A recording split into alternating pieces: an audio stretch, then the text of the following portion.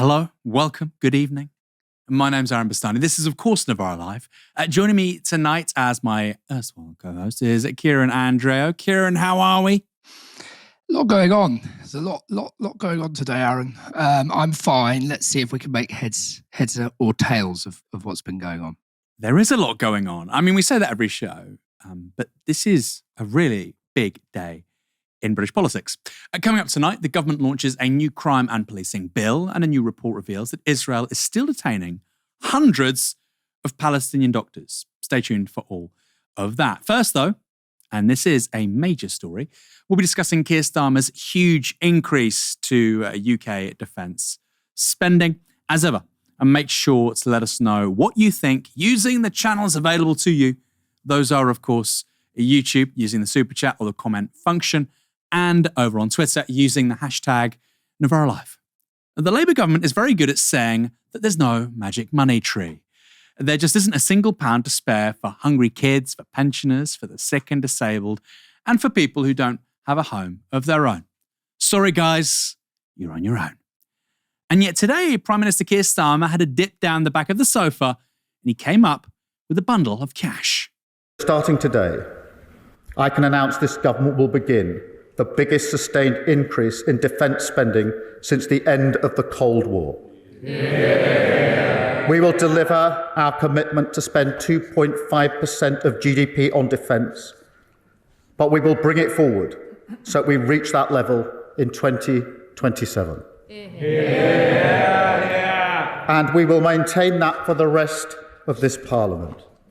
And let me spell that out, Mr. Speaker. That means spending £13.4 billion more on defence every year from 2027. Yep, you heard that right. Keir Starmer's government is committing to spending an extra £13.4 billion every year on defence from 2027. Every year. Not as a one-off, every year. So let me put that in context for you. The government spends just £2.5 billion a year on building new social housing. By the way, there's a housing crisis, and that's while there are over 1.2 million people on council housing waiting lists. And yet, when housing associations warned that the budget wasn't nearly enough to even begin to fix that desperate housing shortage in the country, they were told it's too expensive. And yet suddenly, there's an extra £13 billion available for defence. And it's not like we're skimping on defence spending already. The UK already spends 2.33% of GDP on defence, making us the second highest spender in the G7 on defence spending after the United States of America. Our economy is larger than France's, and we spend a larger share of GDP on defence than the French. Which means that last year, while French defence spending was around 50 billion euros, the UK spent 59 billion pounds. In other words, we spent over 10 billion pounds more than the French did, who, by the way, have a much larger army and an independent nuclear capability, which doesn't need the Americans to service their missiles. And yet, we're spending so much more. Worth asking why that is. Or are words like waste and corruption only allowed for every other government department except the Ministry of Defence? When it comes to defence spending, we can't possibly say that there's corruption going on. But Keir Starmer wasn't happy with funneling an additional £13 billion of taxpayer money annually to defence contractors and the military-industrial complex by itself. No. He wants to go much further. But, Mr. Speaker, we must go further still. I've long argued that in the face of ongoing generational challenges, all European allies must step up and do more for our own defence. So, subject to economic and fiscal conditions and aligned with our strategic and operational needs, we will also set a clear ambition for defence spending to rise to 3% of GDP in the next Parliament. Yes, sir. Brigadier Walter Mitty, Keir Starmer reporting for duty. Pushing the defence budget to 3% of GDP means spending an extra £20 billion a year. £20 billion a year. Extra. On top of the £59 billion we already spent. £20 billion is what Rachel Reeves gave the whole of the NHS and social care in the last budget over 2 years. Imagine how that money, now earmarked for the military, I'd say for killing machines, but actually, you know what? There's so much corruption, half it won't even go to those. And missiles, which won't even reach their destination if it's Trident, and spies. That money could transform our healthcare system, our education system, our local services. Who knows? Your local high street might even not look like a dump. And I remind you, it's unclear how well we already spend that £59 billion on defence. We have 2 aircraft carriers, which don't actually seem to work. It's also worth pointing out that none of this was in the last Labour Party manifesto. And it's not like the Ukraine war started since July 2024, is it? That war started 3 years ago, and yet Keir Starmer is now saying he's going to have to do a bunch of stuff which wasn't in the manifesto. Back then, in July, at the last general election, Labour used a much woollier formulation, promising it would, quote, set out the path to spending 2.5% of GDP on defence with no fixed timeline. That's now been accelerated. So why is Keir Starmer making this move now? Well, the obvious spur is, of course, US President Donald Trump's hint that the US will no longer take primary responsibility for European defence through its membership of NATO. Later this week, Keir Starmer will meet Trump in Washington, of course, and a frankly outlandish new defence commitment might make a nice peace offering. In the House of Commons, Keir Starmer was explicit about US influence on his plans. We must reject any false choice between our allies, between one side of the Atlantic or the other. That is against our history, country, and party, because it's against our fundamental national interest. The US is our most important bilateral alliance. It straddles everything from nuclear technology to NATO to Five Eyes, AUKUS, and beyond. It survived countless external challenges in the past. We fought wars together. We're the closest partners in trade, growth, and security. So this week, when I meet President Trump, I will be clear. I want this relationship to go from strength to strength. What on earth is going on? A few years ago, stop Trump. Trump's a fascist. Now we need to go from strength to strength. That talk about collaboration, by the way, with regards to nuclear technology, it's one way. We don't give anything to the United States. We pay them to service the Trident system. It's not an independent nuclear capability. By the way, nobody in the media will say that. We're paying the US for this system. It's going to cost the taxpayer more than $100 billion. We don't even know if we can actually use it without the Americans servicing the missiles. I think that's in Georgia. No journalist in legacy media is going to tell you that. And you'd think it's probably quite important because it's going to cost the taxpayer more than $100 billion. But it's not just the US that's moving Keir Starmer, of course. Europe is also playing a role too. Following Donald Trump's decision to negotiate directly with the Russians over the future of Ukraine, European leaders have been scrambling to provide security guarantees for the country. The EU is reportedly putting together a military aid package for Ukraine worth at least $20 billion. And yesterday, European leaders traveled to Kyiv on the 3rd anniversary of Russia's invasion of Ukraine to promise more money, more support, and yes, more weapons for the country's defense. Keir Starmer joined by Zoom. The US, of course, was invited, but just didn't bother turning up. There is a sense that Keir Starmer is, of course, seeking his own Churchillian moment, trying to play the statesperson between, on the one hand, a USA that's turning away from Europe's security and European security concerns, and on the other, European neighbours apparently intent on a clash with Russia. And speaking to reporters today, Poland's Prime Minister Donald Tusk revealed that London would soon host a meeting on European defence. Tusk said this: "I hope that this greater defence mobilisation of Europe, of member states and Europe more broadly, will become a fact. Before meeting at the next European Council, we will be in London on Sunday, together with our British friends and a group of leaders, to talk about these joint plans on defence."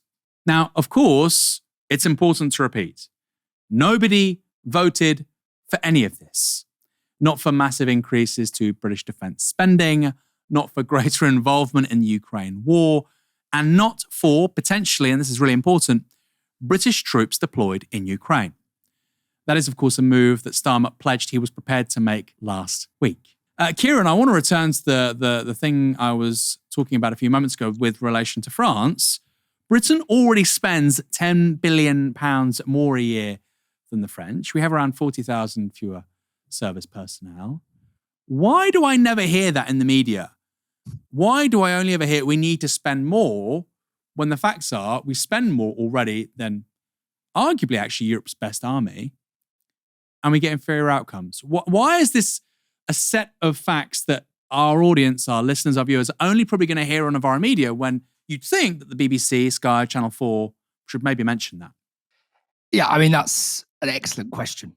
The media establishment, unless I'm mistaken, has not once today asked that question of the government or even suggested it as a fruitful line of inquiry for its viewers or listeners. And like you said, Aaron, why is it left to Novara Media to raise these points? God love Novara Media, but it's a small to medium-sized startup on YouTube.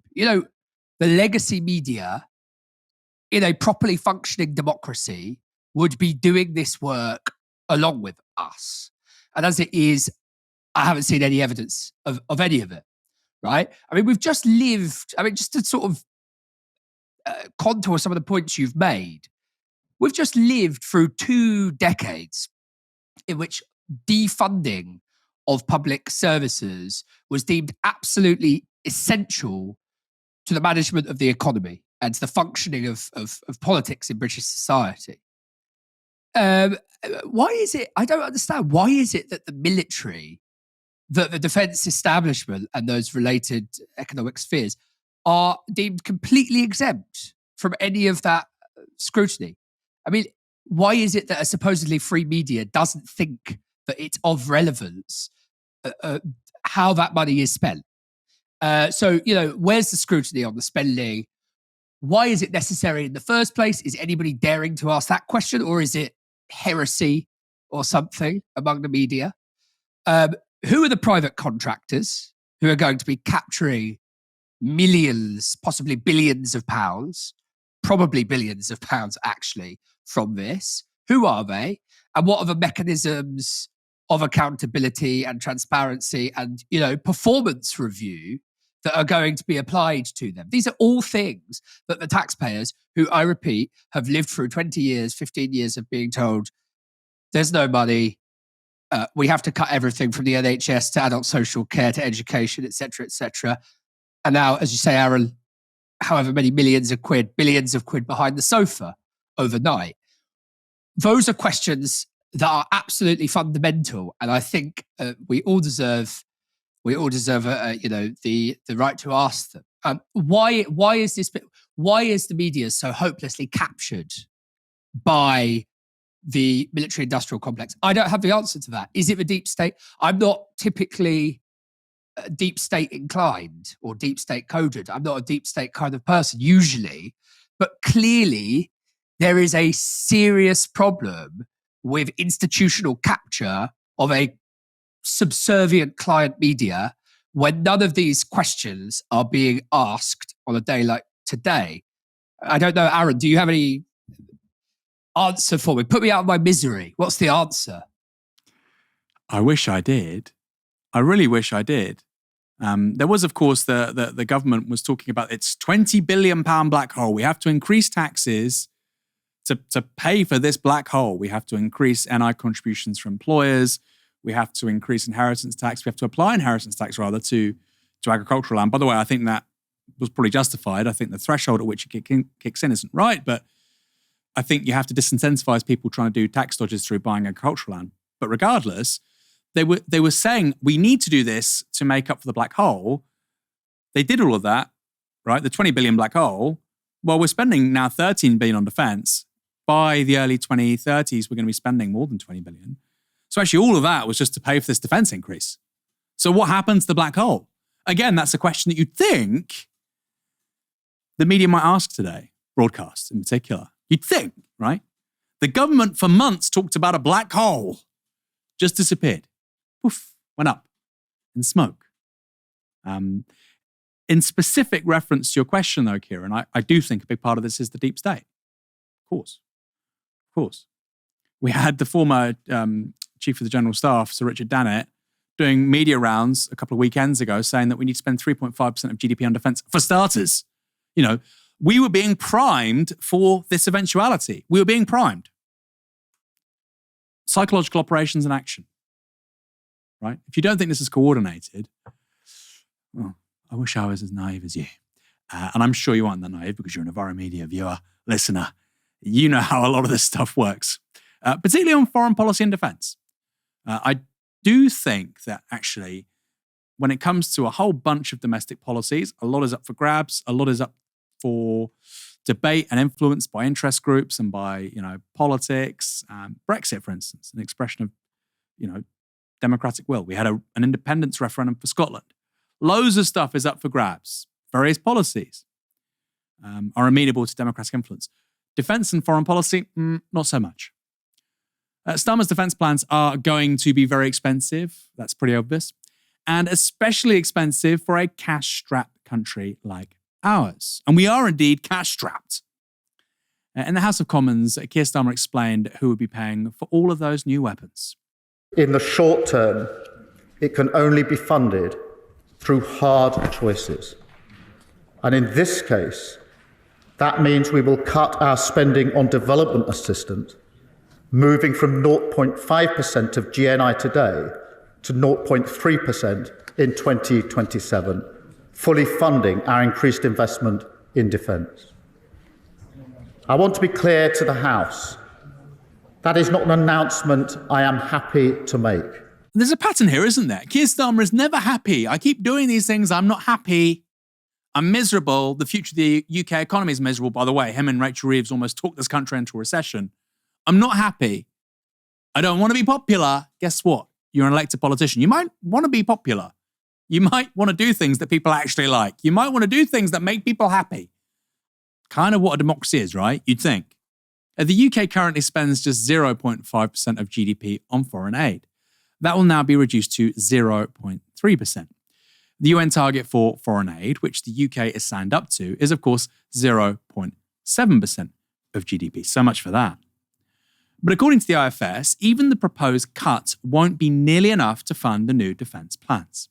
They say this: if the UK needs to spend more on defence on a structural and permanent basis, that is not something that can be sustainably borrowed for.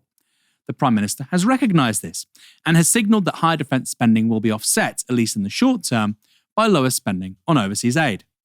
If defence spending needs to go higher than 2.5% of GDP, cuts to aid won't be enough. Getting towards 3% of GDP will eventually mean more tough choices and sacrifices elsewhere, whether higher taxes or cuts to other bits of government. The world has changed. And one question is whether the government's pre-existing promises on tax and spend might need to change as well. As a minor note to what is a major announcement, the Prime Minister followed in the steps of the last government by announcing a misleadingly large figure for the extra defence spending this announcement entails. An extra 0.2% of GDP is around $6 billion, and this is the size of the cut to the aid budget. Yet he trumpeted a £13 billion increase in defence spending. A cut to foreign aid will mean withdrawal of funding from some of the most vulnerable people in the world, of course. But as the IFS pointed out, it'll be the poorest at home paying too. It was left to Jeremy Corbyn to make that connection in the House of Commons. It's disappointing that the Prime Minister's statement didn't include any reference to the United Nations or a pathway to end the dreadful conflicts in Ukraine, in Gaza, in Sudan or Democratic Republic of Congo. Clearly his statement will have a massive effect on the poorest people in the poorest countries in the world through a cut in overseas aid budgets. But what effect will it have on the poorest people in this country? For example, over the two-child benefit cap, for example, the housing crisis that so many face. He says there's tough decisions coming up. What's going to be the effect on the poorest people in this country of the increase in defence spending? Prime Minister. Well, he says I didn't mention the UN. The UN Charter is at the heart of this because Russia's in breach of it. Russia is an aggressor that has invaded another country and is occupying part of that country and will go further if they are encouraged down that line. And that is why we need to take these decisions. It is the first duty of government to keep our country safe and secure. It's a duty I take extremely importantly. And the poorest people in this country would be the first to suffer if the security and safety of our country was put in peril. What are you talking about? This is an intersection analysis of if we go to war with Russia. People on universal credit, they'll suffer the most. What are you talking about? Do you know who will really suffer, by the way, if there's a debt crisis in this country? Which, by the way, this man seems intent on creating. I've not said this already. In 2019, 5% of government spending in this country was on servicing our national debt. Today, it's 10% of GDP. So we're spending twice as much as we did just 6 years ago, as a percentage of overall government spending, rather, on servicing the national debt. And in that context, by the way, 18 years of no productivity growth, multiple years of zero GDP growth per capita. We actually had the economy contract by 0.1% in the third quarter of last year.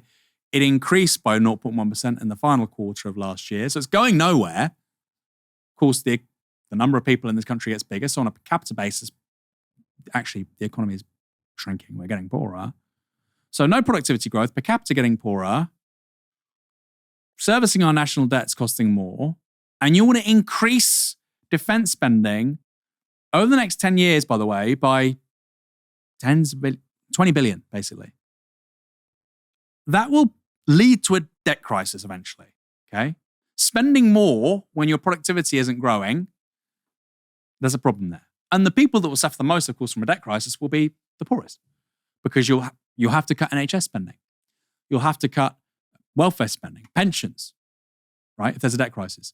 So I think Keir Starmer's living in this paradigm where the number one thing I have to do is protect this country from threats by overseas actors. You also need to make sure there's not a debt crisis. Because if there's a debt crisis, if this country literally can't service its own debts, by the way, that's a long way away, but it's more likely now than it was 5 years ago, then the people that will suffer most, yes, they will be the poorest, the most vulnerable, 100%. Corbyn mentioned the UN there as a possible path to peace, a suggestion Starmer dismissed by telling his former boss that Russia was already in breach of the UN Charter with regards to its invasion of Ukraine. Of course, that's true. It's an illegal war of aggression. Perhaps, however, Mr. Starmer will raise that with Donald Trump in Washington next week. Last night, the US voted against a UN resolution calling for Russia's immediate withdrawal from Ukraine, along with North Korea, Belarus, and of course, Russia itself. Now, traditional Labour voters probably won't think much of Starmer's big hike to defence spending while they get poorer and poorer. But you know who will? Some of his more hawkish and well-off MPs will most certainly like it, as well as reform. They'll also love the cuts to foreign aid. And as the party pointed out, they thought of it first. Reform's Deputy Leader Richard Tice posted this on X. Labour copy more Reform Party UK policies.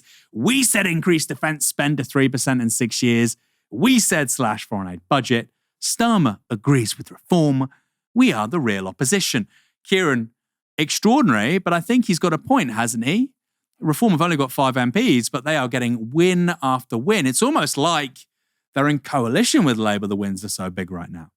I think depressingly, you're not entirely wrong. I think we can get carried away with it. But it's certainly true that Labour seems absolutely determined to turn 174, 175 seat majority into a minority government or something, or a coalition government, by acting as intellectual and moral minnows to reform and reforms politics and reforms ideas about how to reform or transform society. And it's embarrassing to see and it's painful to watch. I mean, what my read on today, Aaron, and everybody listening and watching, is that this is quite simply an embattled prime minister trying desperately to stop an exodus of votes to the right. And just if we wind backwards, it's perfectly consistent with the logic of Starmerism.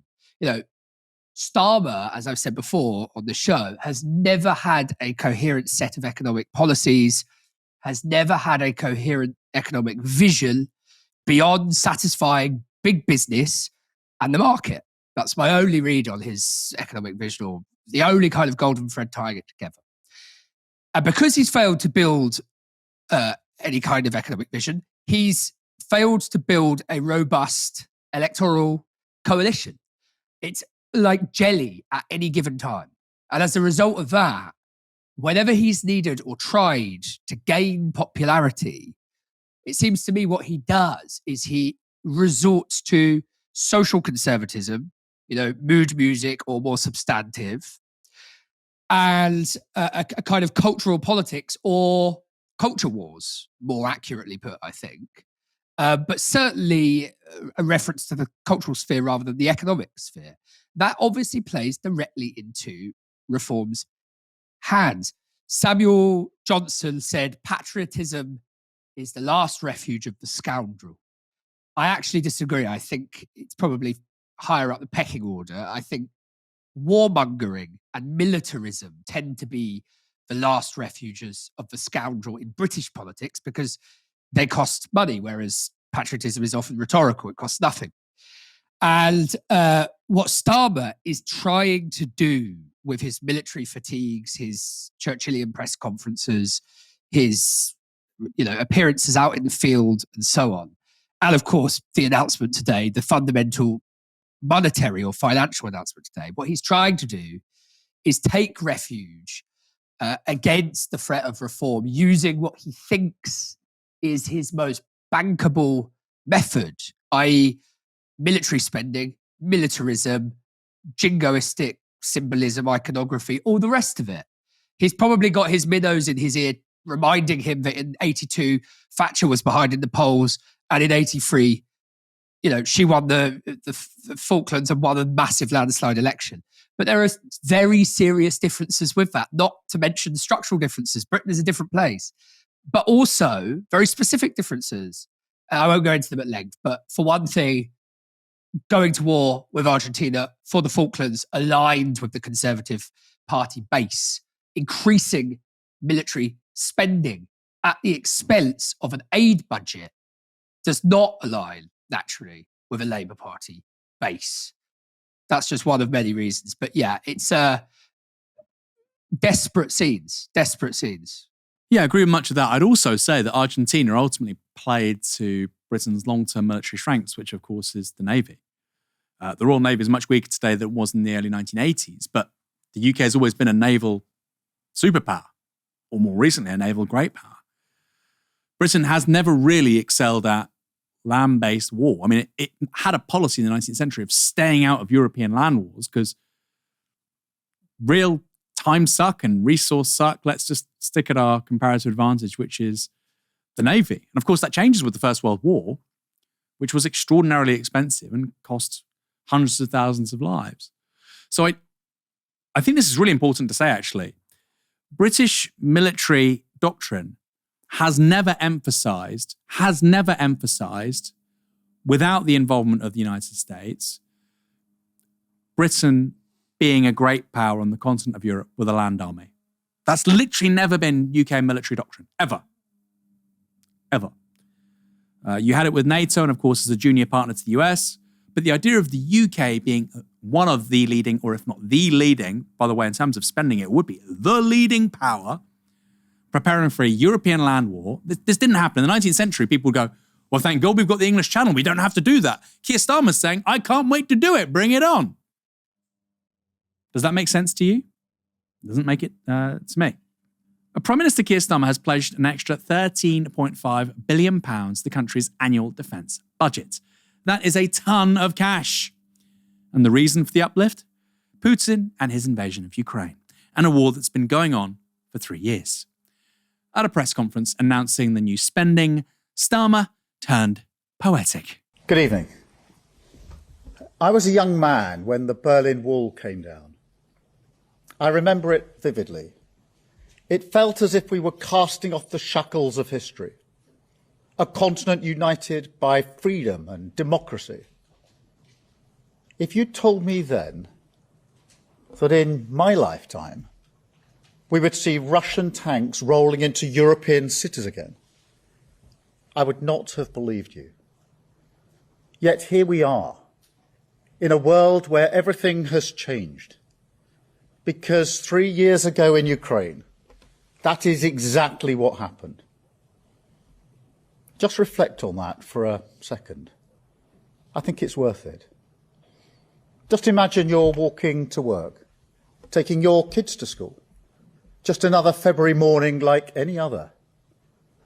Then suddenly, missiles, sirens, explosions, not in the distant, not on television, in your town, hitting your community, killing your friends, an invading army in your country. Mr. Starmer, you are describing what Israel is doing right now in Gaza. Where's your ire for what's happening there? Not only have you failed substantially to do anything about precisely that happening in Gaza, and actually the West Bank more recently, you've helped aid them. We've been giving them material support. We've been giving them logistical support via the RAF coming from our air bases in Cyprus. Even when the Israelis did all of that and killed 3 UK national aid workers who were ex-military service personnel, we didn't even investigate them. We literally said, you investigate yourselves. Let us know how it goes. So the double standard here is utterly remarkable. What on earth is going on? Kieran, seeing that speech Starmer gave later on the day, I just looked at him and thought, this man is incredibly insubstantial given the stakes we're facing right now. It wasn't that long ago that the Russians, as a show of force, used an ICBM in Ukraine. That means an intercontinental ballistic missile. That can be used against UK forces in Cyprus. That can even be used here in the UK. That's the whole point of an ICBM. And we have a prime minister consciously trying to ratchet this up, bring heat to this, and it doesn't feel like that's going to make the UK more safe. If anything, actually, it makes us more vulnerable. Yeah, and Aaron, forgive me, I want to circle back to something you said a moment ago, actually, because you made a very, very important point about the juxtaposition of Starmer's positioning on this and Palestine. And I do just want to make one quick point on that. We, on the side of Palestinian justice, have been arguing, among many, many other things, like, for example, Palestinian life has worth in itself, Palestinians have a right to self-determination like everyone else, etc., etc. Among many other things, I think it's fair to say, we have been warning the international community who care so much about, allegedly, and pray in aid so relentlessly to the rules-based international system.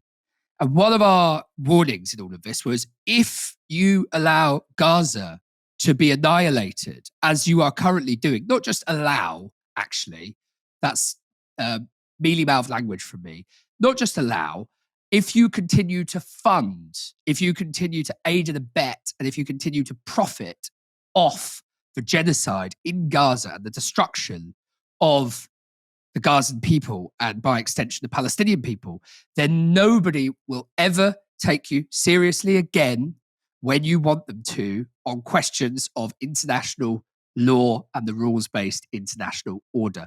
And that, as far as I can see, is an extremely important lesson playing out now, because what we have is a government and a set of governments who allowed the continuation of sales of arms, missiles, bombs to the Israelis, turning around and saying to us, but now you have to take it seriously.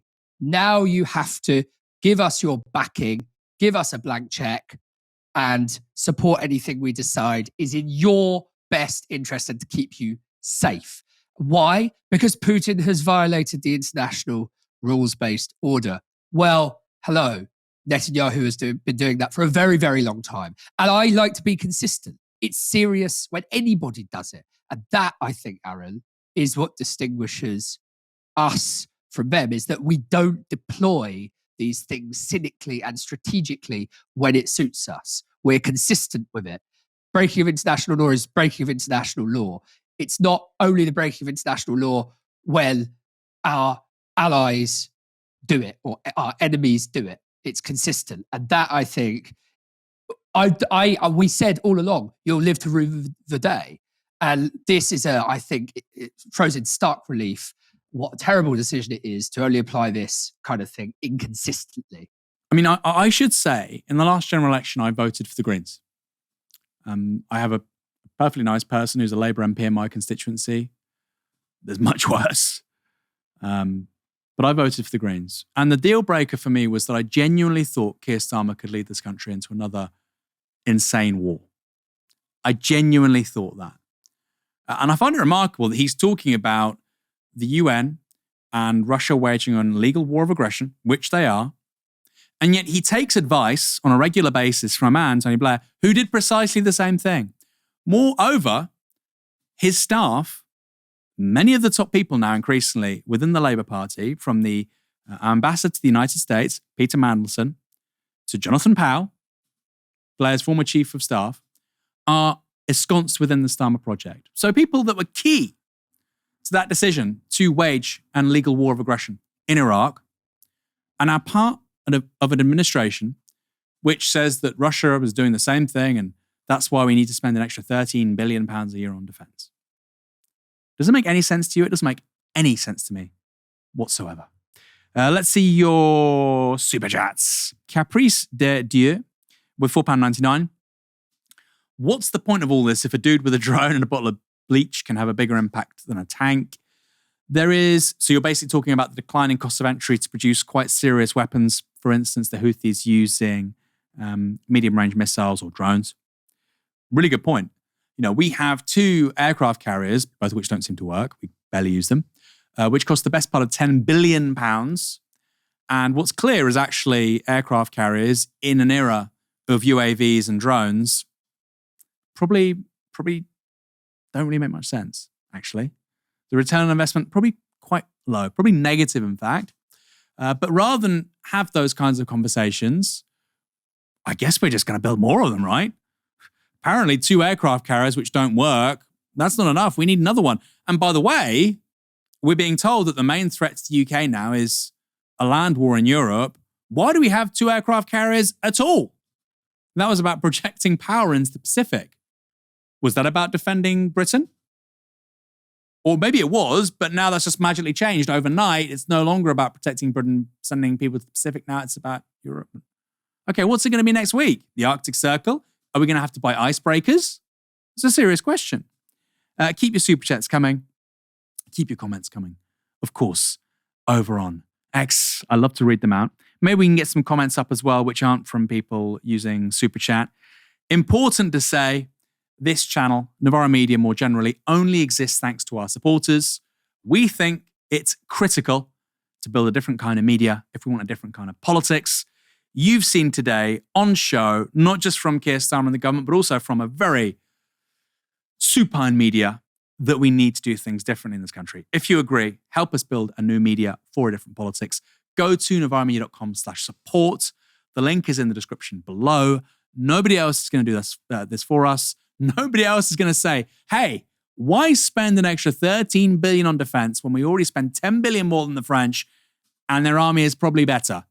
Nobody has the incentives to do that in legacy media, because if they lose their job next week at the BBC or Sky, their best bet is either working in corporate communications or working for an MP. The incentives are rotten because there's a revolving door between journalism, the private sector, and the permanent political class. Novara Media is not part of that problem. We can be honest, we can be truthful, we can have some integrity. Help us continue to grow. Go to novaramedia.com/support. Today, the government introduced its crime and policing bill into the House of Commons. The bill is at the heart of what the government calls its Safer Streets mission, and ministers want it to get on the statute books by the end of the year. Here's how Home Secretary Labour's Yvette Cooper put things on X. Communities shouldn't have to put up with rising town centre crime, antisocial behaviour, or persistent serious violence on our streets. Our crime and policing bill will give policing communities power to take back our streets and town centres and tackle serious violence. Number 1, introducing respect orders and ending immunity for shop theft under £200. Number 2, establishing tougher sentences for selling dangerous weapons to under 18s. Number 3, legally requiring online retailers to report suspicious knife orders. Number 4, bringing in life-saving measures to protect women and girls from stalking. The government claims the new bill will give police stronger powers to tackle antisocial behaviour, as well as giving ministers the power to issue statutory guidance for things like fly tipping. And then there's the creation of a power to seize, retain, and destroy bladed articles on private property. increasing the maximum penalty for sale of dangerous weapons to under 18s, and creating a new criminal offence of possessing a bladed article with the intent to cause harm. The bill introduced a new offence of assaulting a retail worker and, importantly, repeals Section 176 of the Anti-Social Behaviour Crime and Policing Act 2014, which famously downgraded the police response to so-called low-value shop theft. There'll be a new offence of child criminal exploitation, alongside a civil preventative order designed to prevent the exploitation of children by criminals. There'll be a new duty for adults working in relevant activities to report instances of child sexual abuse, as well as a new statutory aggravating factor covering grooming behaviour, thus ensuring that individuals working in supervised roles will be subject to enhanced checks by the relevant authorities. Now, both of those recommendations are from the J report in 2022, and of course highly relevant to the ongoing child grooming scandal, though I suspect Keir Starmer won't receive any plaudits from Elon Musk on X. Regarding violence against women and girls, new offences will be created for taking intimate images, as well as a new standalone spiking offence. The bill also gives victims of stalking the right to know the identity of their perpetrator. The ability of the police to manage registered sex offenders is being reformed as well. That includes restrictions on the ability of said offenders to change their name where there's a risk of sexual harm. Electronic devices used in vehicle theft will be banned, while possession and supply of SIM farms with no legitimate purpose will also be criminalised. The bill also bans the deliberate use of face covering to conceal a person's identity during a protest, as well as the possession of fireworks. There's also the criminalisation of climbing on specified war memorials. Then there is a new targeted power for the police to enter premises to search for and seize electronically tracked stolen goods, particularly mobile phones, and an expansion of the lawful purposes by which law enforcement agencies can access driver licence records. So there's a lot here. And the Home Office has described the bill as one of the biggest legislative updates to crime and policing for decades. But is the problem really that we need new powers? That the laws don't already exist? After all, last year, the National Police Chiefs Council said that forces faced a £1.3 billion funding gap. The Home Office has since confirmed it's putting an extra £1.1 billion into policing up to April next year, but the NPCC has warned that if it's delivered the Safer Streets plan, forces would need a pay settlement that can help them attract and retain the best possible officers. Responding to the new bill, Chris Philp, the Shadow Home Secretary, said this: Labour had 14 years to come up with new ideas, but all they have done is copied and pasted what the last government had already announced. Labour's funding settlement next year for police forces leaves them £118 million short after accounting for salary rises, inflation, and the national insurance hike. That puts 1,800 police officers at risk. Police forces are warning that this will get worse this year due to Labour's inadequate funding settlement. So this is key, even though Labour are making more money available for police forces because of inflation and, of course, the NI hike for employers that comes in April. Actually, they're still rather short when it comes to resources.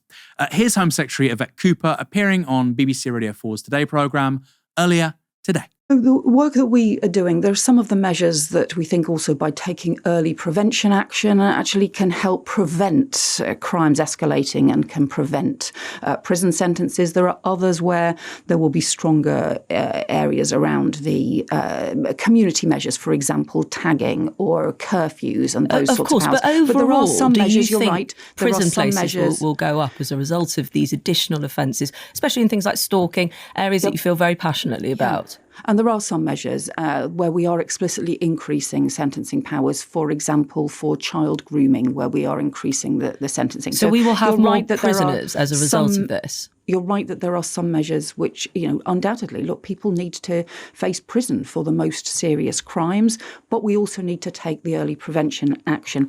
But let me give you an example. Your Justice Secretary on this programme said the prisons were under huge stress, and even if you build extra places, we're going to run out. So why is your department at odds with its sister department in creating something and more? Some people don't believe we need more offences, but creating something that could put greater strain on the prison system? So our two departments are working very closely together. We also have a sentencing review underway alongside the plans to build more prison places. But we've been clear, the most serious offences do require prison sentences, and that is absolutely right.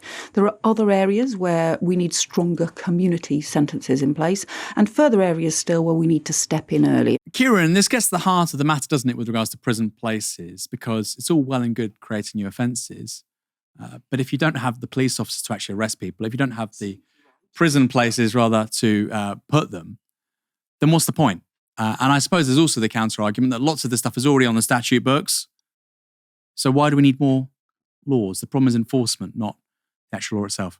I think you could extend what you said to resources generally. My position on this, I'm sorry to say, is boringly left-wing, predictably left-wing. I feel deep discomfort about a situation in which the police are given more powers across such a broad sweep of phenomena after years and years of austerity. So I used to work in the poorest borough in London, and it was also the youngest borough in London. And what really led to a spike in ASB and petty crime. And not that, by the way, I'll come to this in a minute. Some of the crimes included in this bill are not by any stretch of the imagination petty, but I just want to focus for a moment on ASB, petty crime, etc. And what had really impacted the spike in those kinds of things in this borough, whose local authority at which I worked, was the closing down of youth centres. It was the closing down of sports facilities. It was the curtailment of supplementary educational activities, and so on and so on. That led to a massive overhang in young people who didn't have things to do. And of course, that then resulted in street dwelling and a spike in ASB and so on, related things. The Tories tore out the social safety net. They utterly obliterated the social safety net in this country. They cut benefits to the bone. And of course, that led to a spike in things like petty theft. They drove up homelessness and drove up insecurity in housing. And of course, that results in more visible ASB on the streets. They cut drug treatment and rehabilitation. Predictably, drug addiction related crime, attendant crime to drug addiction, increases. It's not rocket science. Labour's solution now seems to be more police powers and no attempt to replenish those resources that were cut under the Tories to meet need. And I don't doubt that there's need in society. There's another point that I think I should make, which is not just about pounds and pence. The Met Police and police up and down the country have, unfortunately for themselves, and of course, unfortunately for our communities, shown themselves time and time and time again to be riddled with racism, homophobia, misogyny, and so on. And so that leads me on to talking about the serious parts of this bill: violence against women and girls, child sexual exploitation, trafficking, etc. Things that, of course, we need comprehensive laws to combat. But because the police have shown themselves in so many scenarios to have endemic problems with misogyny, homophobia, racism, etc., there is a very serious and legitimate question about the relationship going forward between those communities and those stakeholders and police leading things like these kinds of new laws. And to return to what I was saying at the start of the point, there is a very serious question about giving the police all of these additional powers without the resources in communities with things like youth centres, violence against women and girls charities, safe houses, etc., without those kind of rehabilitation and treatment centres. I really seriously wonder what the value of doing this is, except to give a blank check to the police. Final point, Aaron, the stuff on masks and demonstrations all right, climbing war statues, let's not relitigate that, or war memorials, let's not litigate all of that. But banning people from wearing masks at demonstrations, I mean, that is highly, highly ominous. Where does that leave people who wear niqabs, burqas, hijabs? Where does that leave people who want to wear keffiyehs over their face because police have policed in a racist way in their communities and therefore they don't feel confident being captured on camera, police camera or otherwise? These are really serious points. And I think having this shoehorned in with a billion other things makes me feel extremely unsettled. I think that's right. I mean, also, how is the enforcement of this going to work? If you're on a protest and you're wearing a baseball cap and glasses and a scarf, I don't know. You might say, oh, well, that sounds rather, you know what you're doing. You're masking up. Well, let's say you're not. Let's just say, just sunglasses and a cap. Will the police have the powers to just come up to you and take the sunglasses off, take your hat off? And of course, we're saying a protest. It'll be any sort of public order situation. You could be going to a football match. Anything. The police are now just going to have the power to take certain items of clothing off you. The enforcement here is really, really important. And I sort of disagree with what you said there, Kieran, because I don't think it's about giving the powers to police to do what they want to do, this kind of overbearing state. I don't think that's the problem necessarily. I think this is purely public relations. I do think this is purely public relations. We want to make it look like we're doing something. And if there is a failure to address things like, for instance, antisocial behavior on the streets, we'll say, look, we've changed the law, we've given the police all the tools they need, and you'll blame that state agency. I mean, they're not going to do that from the off, of course, because you're going to create some kind of a conflict with the police. But this is really about creating a license for the government to say they've addressed these problems without spending very much money, which, by the way, you'll need to spend money. Some people will say you need to spend more money on cops. Some people will say you need to spend more money on things like libraries, youth centres, etc., etc. It's probably a bit of both, right? Depends where you are. But this means spending very little money. And as a result, I think it's going to do very little in terms of outcomes. Sufyan, how are you? That was Dr. Hussam Abu Safia, the director of Gaza's Kamal Adwan Hospital, filmed in shackles in an Israeli prison earlier this month. Lawyers for Abu Safia, who was detained by Israeli forces in Gaza in December, reported this on his condition. Dr. Hussam Abu Safia was transferred to Offa prison. He was held in solitary confinement for 25 days and was subjected to repeated interrogations for 10 days. He has reported an incident during which he lost consciousness in his cell due to severe breathing difficulties and has lost approximately 14 kilograms since his detention. Dr. Hussam Abu Safia also suffers from heart muscle enlargement and has requested access to essential healthcare from Israeli authorities on several occasions. His requests have been continuously denied. Abu Safia is not alone. A new report by Healthcare Workers Watch shows that more than 300 Palestinian healthcare workers from Gaza have been detained by Israel since October 2023. These include 110 nurses, 85 doctors, and 50 paramedics, as well as administrative workers, pharmacists, and volunteers. 162 remain prisoners of Israel. And that's just the cases that have been documented. Separately, The Guardian and Arab Reporters for Investigative Journalism have interviewed a number of senior doctors who were detained by Israel. They were detained during hospital raids, at checkpoints, and from ambulances before being transported to Israeli prisons. Dr. Mohammed Abu Selmiya, director of Al-Shifa Hospital, gave this account of his detention. When I told them my name, they pointed their weapons at me and their laser sights at my head and chest, and I was immediately detained, as if they were waiting for me, as if they had seized a big prize. They beat me with rifle butts and chairs. After that, they poured sand over my head and shoved dirt into my mouth. I was on the floor on my knees with a blindfold, and they were beating me. After this, I was put in a vehicle, myself and many others piled on top of each other in a humiliating and degrading way.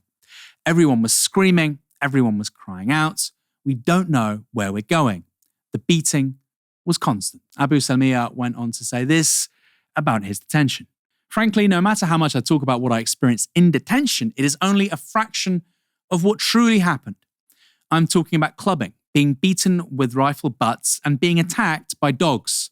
There was little to no food, no personal hygiene, no soap inside the cells, no water, no toilet, no toilet paper. I saw people who were dying there. I was beaten so badly, I couldn't use my legs or walk. No day passes without torture. Dr. Bassam Mikdad is head of orthopedic surgery at the European Hospital in Gaza. He spent 7 months detained in Israeli prisons, and he said this about his treatment. There were Israeli nurses and doctors there, but they wouldn't even look at you. I saw people with broken limbs, and the guards would pull them around. They would ask, "Where does it hurt?" Then beat on that injury. It was not just the beatings, but the way they treated us like we were not human. In Naffa prison, they kept telling us to howl like dogs. 2 doctors are known to have died in Israel's prisons so far. Dr. Iyad Al-Rantisi, a consultant obstetrician and gynecologist at Kamal Adwan Hospital, died at Shikma in Offa prison. Former detainees reported that he died from torture and severe sexual violence inflicted by Israeli guards in the hours before his death. The use of sexual violence in Israeli prisons was also corroborated by some of the doctors who've since been freed. Dr. Khaled Ser, a surgeon at Nasser Hospital who spent 6 months in Israeli prisons without charge, described this deeply disturbing case. A prisoner had a baton inserted into him. The assault was so violent that it caused severe muscle tears in his rectum. Even after his release, he continues to suffer. We performed multiple surgeries on him, but they have not been successful. In response to the report, the IDF refused to comment on particular cases, but made this general statement. During the fighting in the Gaza Strip, suspects of terrorist activities were arrested. The relevant suspects have been taken for further detention and questioning in Israel. Those who are not involved in terrorist activity are released back to the Gaza Strip as soon as possible. The IDF acts in accordance with Israeli and international law in order to protect the rights of the detainees held in the detention and questioning facilities. Kieran, really remarkable story.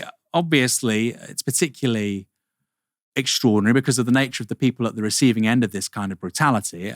Obviously, always disgusting to read things like this. People being sexually assaulted, batons allegedly inserted up people's rectums and whatnot. But this is for a profession, people in medicine and health, which is generally seen as immune from war crimes and the kinds of things that are being reported here.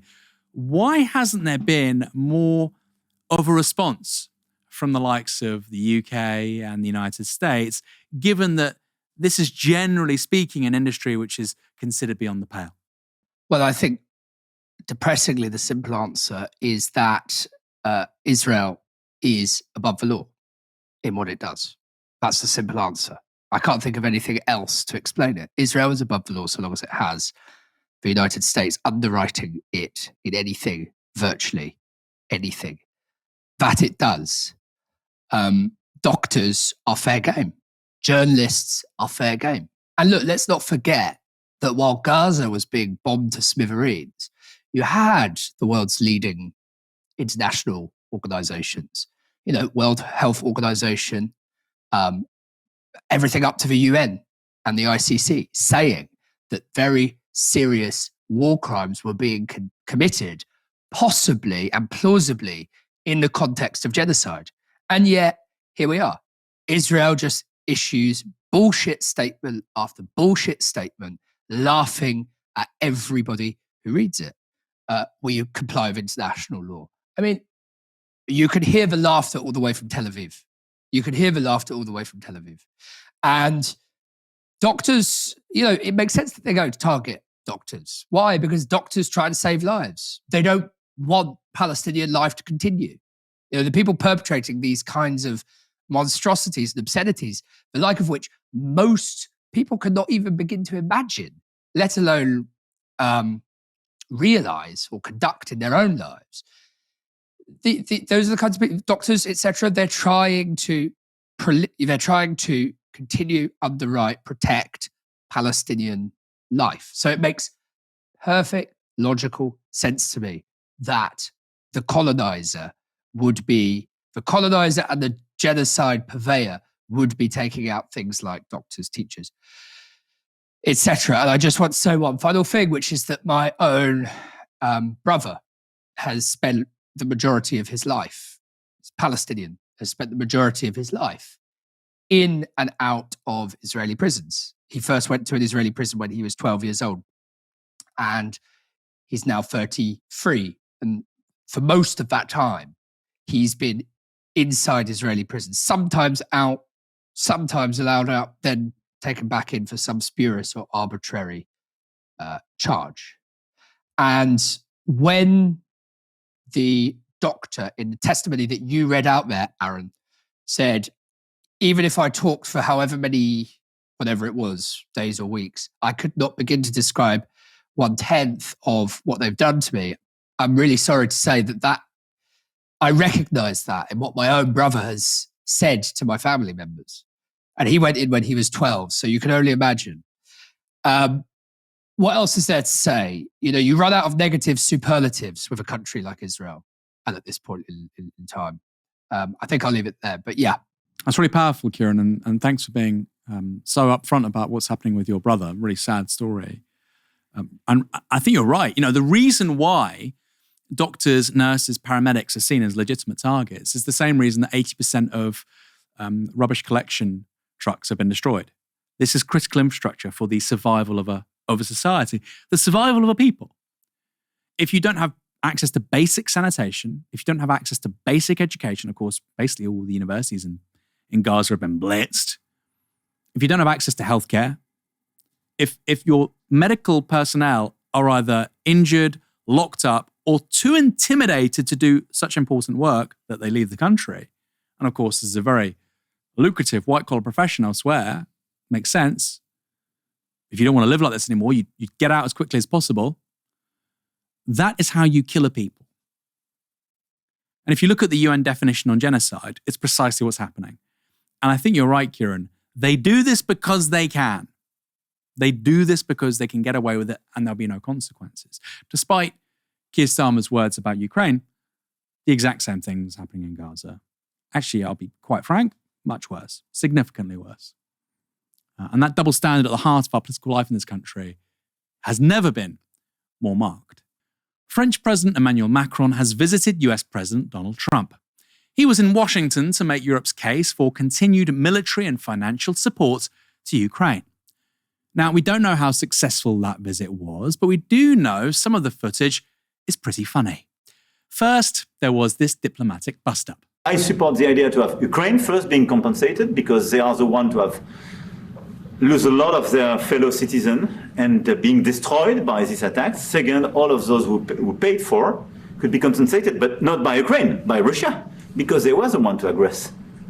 Again, just so you understand, Europe is loaning the money to Ukraine. They get their money back.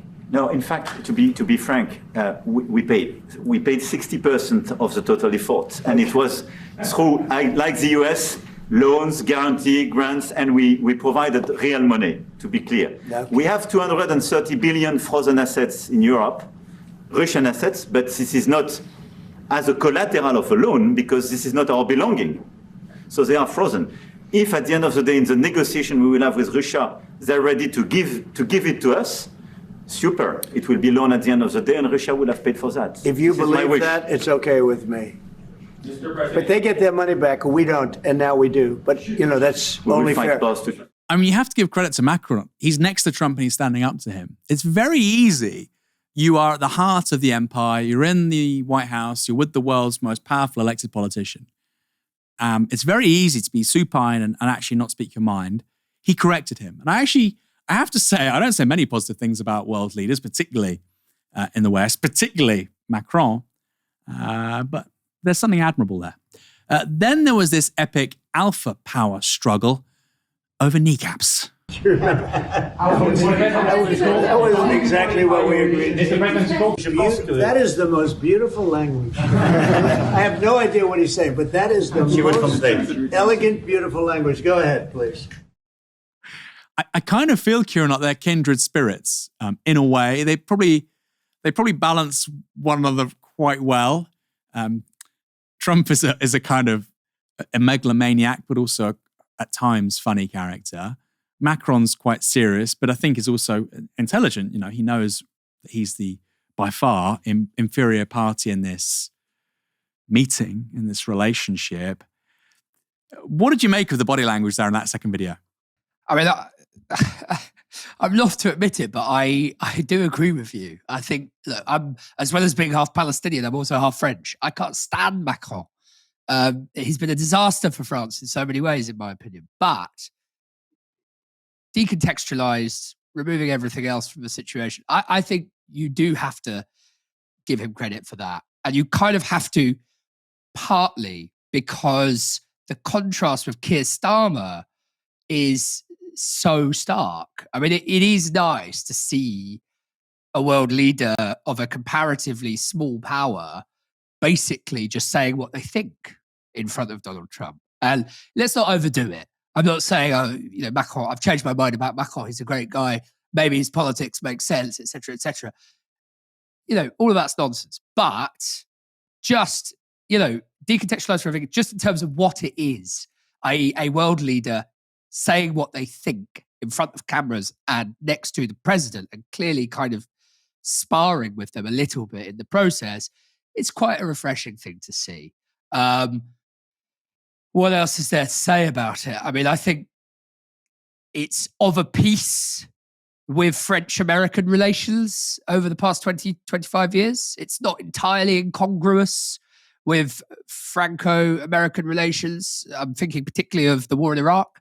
Maybe we're going to see freedom fries on the menus in McDonald's and wherever else in America in the coming weeks and months. But yeah, of course, in 2003, famously, Jacques Chirac, then French president, refused to send any troops to Iraq and very publicly denounced the war as kind of misguided militarism.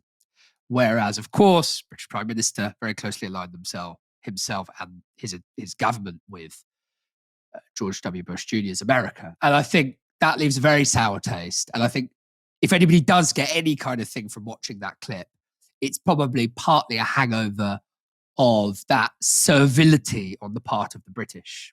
Yeah, I think that's such a good observation. And it's really important to say that Macron's sparring here, that's a great word here, is of a piece with traditional Franco-US relations.